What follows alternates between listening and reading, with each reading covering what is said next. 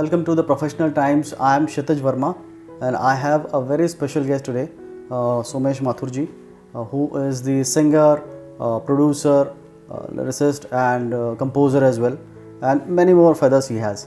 So, welcome to the show, Thank you, Chitaji. It's a pleasure to be here with you. आपने किस तरह से journey अपनी आपकी स्टार्ट की and how do you started with the old people the old generation you have seen and now the new generation has come so your journey is fabulous it's very large full of experience, so please share with us. I've been blessed to be born into a family of artists. Both my parents are my gurus in classical music, and I started learning from my mother, Vidushi Srimati Sudha Mathurji, at the age of 3, and it's just because she's been teaching music since a long time, since even before I was born. And so during her music classes, I used to sit there and kind of started imbibing what she was teaching, rags and everything, Hindustani classical. Right. And then I had this opportunity of performing at the age of 4 for the Diwali day or the annual day of ONGC and in their club. So I sang a Chota Khyal in Rag Durga at the age of 4, and apparently people loved it, I'm told. I don't have too much memory of it, but I do recall a little bit. So it's been a long journey, and although my parents are my gurus and artists,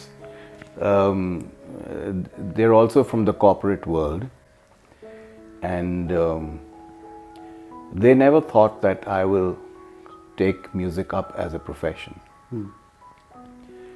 So in my undergraduation in business management, in my second year, I wrote to my parents that I'm going to, become a professional musician.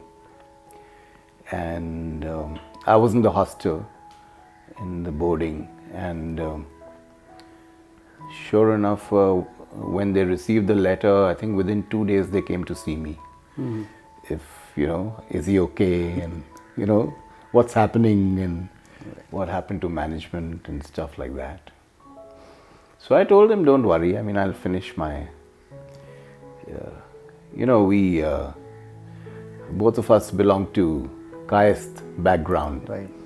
where academics are of top priority. You know how they say, पढ़ाई खत्म कर लो, फिर जो मर्जी आए कर लेना. Of course, after पढ़ाई खत्म is also not जो मर्जी आए, फिर वही करो जो लोग करते आ रहे हैं, kind of a thing. Right. So I told them, don't worry, I'm fine. And then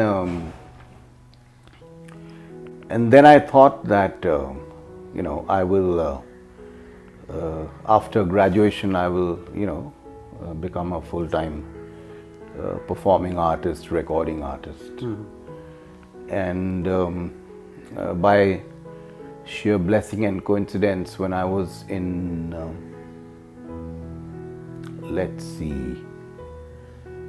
second year undergraduation, I did my first professional concert at the Sangeet Research Academy in Kolkata, amongst the who's who of classical music. You name the Ustad, by coincidence they were all there. And of course a lot of them are part of were part of that faculty. So I happened to, give my first professional concert, which I got paid for, at the Sangeet Research Academy in Kolkata. And after that, it was so heartening. And obviously I was a bit nervous too. But it went off really well, and next day in their studio I went to hear the audio of my performance, and all the gurus and pandits, and they hailed me, and they encouraged me, praised me. I think next day when I went to the studio, Ustad Vilayat Khan Sahab was sitting there. So, and they were playing my recording when he came there. So when I entered the studio, he saw me, and then Pandit Vijay Kumar Kichluji, who had organized the concert, he introduced me. So he said, "Acha, acha, acha, mere paas aake baitho." And then he knew my father very well. So since long, so he said, "Acha, unke bete ho," kind of a thing. And then he said, out of the blue, "Mujhe tumhara sur lagane ka tarikha pasand aaya." Okay. I said, "Wow." And I didn't know what hit me, And so I was like completely dumbfounded. And I touched his feet. And, what else can you do when you receive this kind of a thing from a legend? And then he said, "Jari rakho, jari rakho." Also my classmates, I have to thank them. They were really supportive of me, because I used to vanish during weekends to perform concerts. No one in the faculty knew about it. And obviously after that, it's I was lucky to get a 3-month concert tour to the US, and did about 46 concerts in that tour. And then when I came back, I was introduced to CBS, which is now Sony Music, and we released my first album, Ek Nayi Baat, on that label. So that's how the whole journey started, and now kind of more than 30 albums down the line, it seems just like yesterday, to be honest. So that's how it's been. So every moment, then album after album, and with each passing year and concert tours.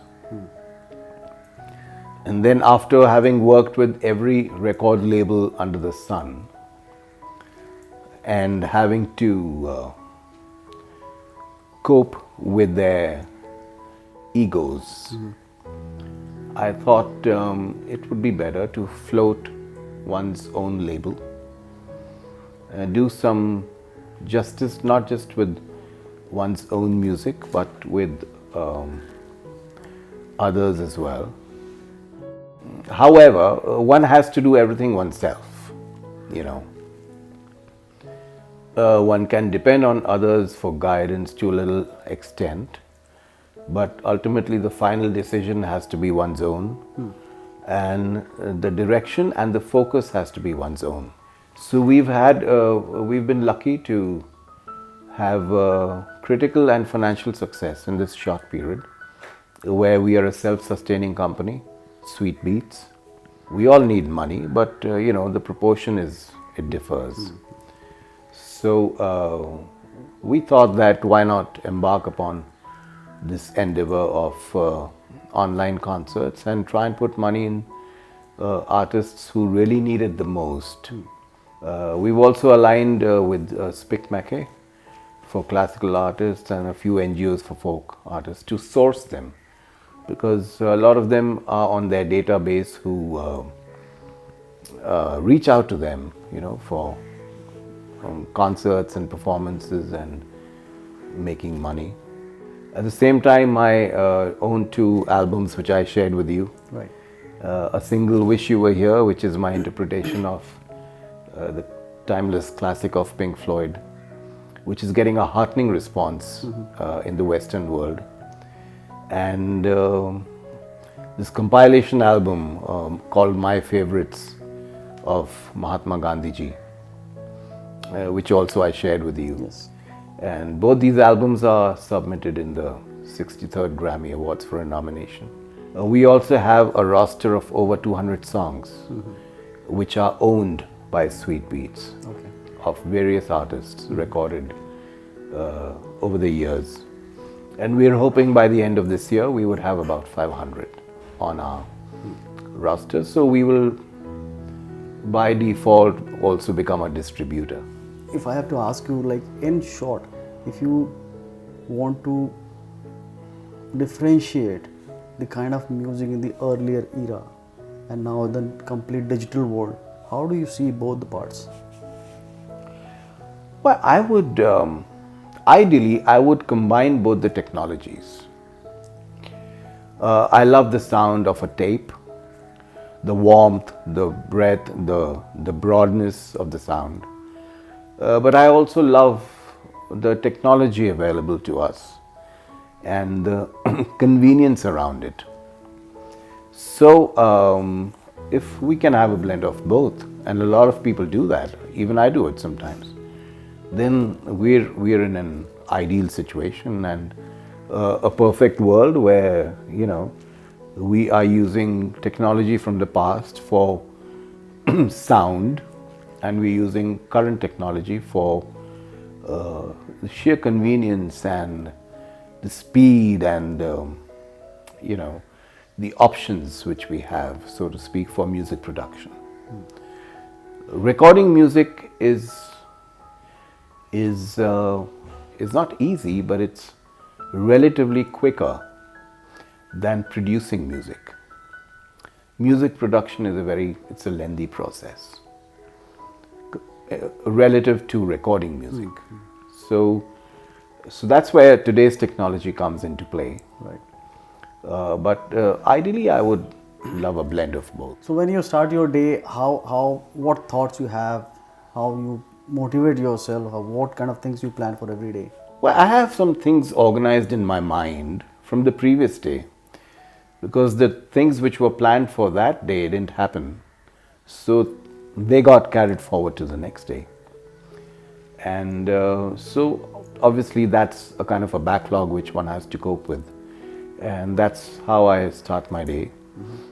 Do some pranayam in the morning, which makes you feel really good. I've been doing that for a long time, basic yoga and pranayam. And I do happen to half an hour of aerobics in the evening, hopefully 4 to 5 times a week. So that's how the whole day goes, and you know, planning things. For the new generation, younger generation, there are a lot of talented people are there who wanted to try out their career in the music industry, the other parts of the industry. Excuse me, yeah. Some people might have a thought that it's a easygoing thing. Some people want to take a shortcut.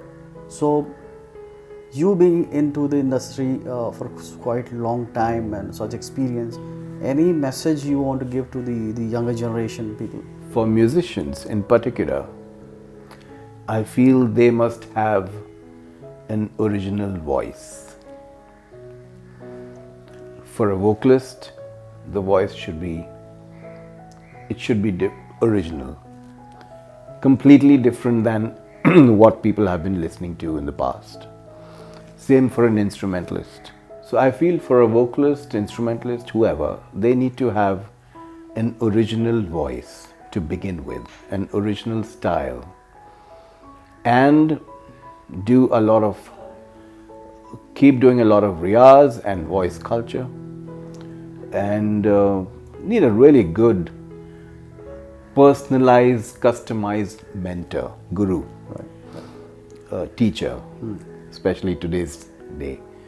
I think that's what they need to prioritize their whole regime and focus and life on, rather than going to this guru, that guru, and then, you know, depending on the genre of music or art they're pursuing, they should take talim, train themselves in that particular genre. If it's a classical artist, then obviously you'll be learning Hindustani classical or Carnatic classical.